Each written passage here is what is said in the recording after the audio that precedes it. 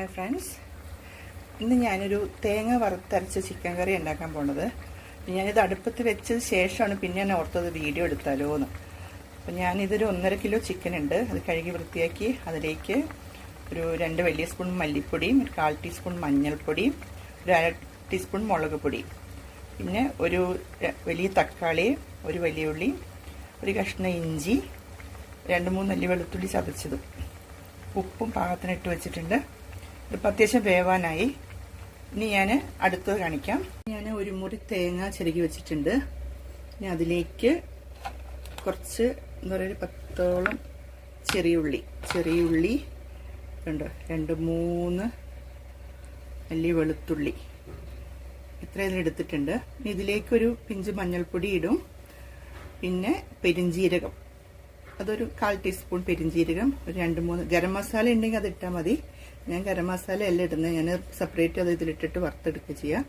പട്ട, ഗ്രാമ്പൂ, ഏലക്ക, പിന്നെ സ്റ്റാർ ഫ്ലവർ ഒരു ചെറിയൊരു കഷ്ണം ജാതിക്ക, ഇത്തിരി കറിവേപ്പിലയും കൊണ്ടിട്ട് ഞാനിതൊന്ന് നന്നായിട്ട് വറുത്തെടുക്കും. നന്നായെന്ന് പറഞ്ഞാൽ ഭയങ്കര ഡാർക്ക് ആവില്ല, ആ ഉള്ളി ഒന്ന് വേവുന്നതാണ് അതിൻ്റെ കണക്ക്.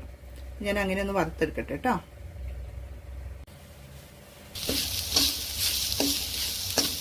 ഇത് വറുക്കുമ്പോൾ എണ്ണ ഒഴിച്ച് വറുക്കണമെന്നൊന്നുമില്ല, എണ്ണ ഒഴിക്കാതെ വറുത്താലും കുഴപ്പമൊന്നുമില്ല. ഞാനിതിൽ എണ്ണ ഒഴിച്ചിട്ടില്ല, നിങ്ങൾക്ക് വേണമെങ്കിൽ എണ്ണ ഒഴിക്കാം. ഇത് കണ്ടോ, അപ്പോൾ നമ്മുടെ ഉള്ളിയൊക്കെ ഒന്ന് വെന്തിട്ടുണ്ട്. വെന്തെന്ന് പറഞ്ഞാൽ മെൽറ്റ് ആവണ്ട, വെന്ത് കഴിഞ്ഞപ്പോൾ ഒരു എന്താ പറയുക, നല്ല മണം വരും. നമ്മൾ ഈ തേങ്ങയും ഈ ഉള്ളിയെല്ലാം കൂടെ ഒന്ന് വറുത്തതിന് നല്ലൊരു മണം വരും. അപ്പോൾ നമുക്ക് ഓഫാക്കിയിട്ട് തണുത്തതിന് ശേഷം നരച്ചെടുക്കാം.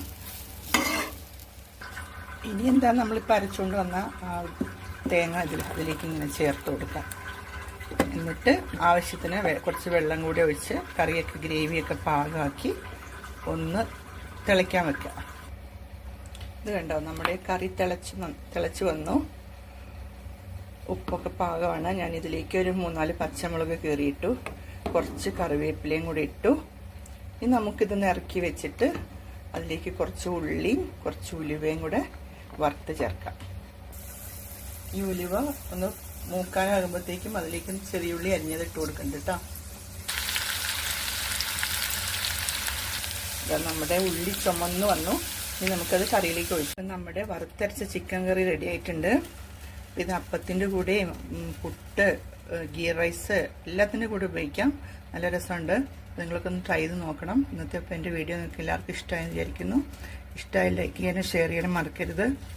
വീണ്ടും നല്ലൊരു വീഡിയോ ആയിട്ട് വരുന്നത് വരേക്കും take care and bye bye.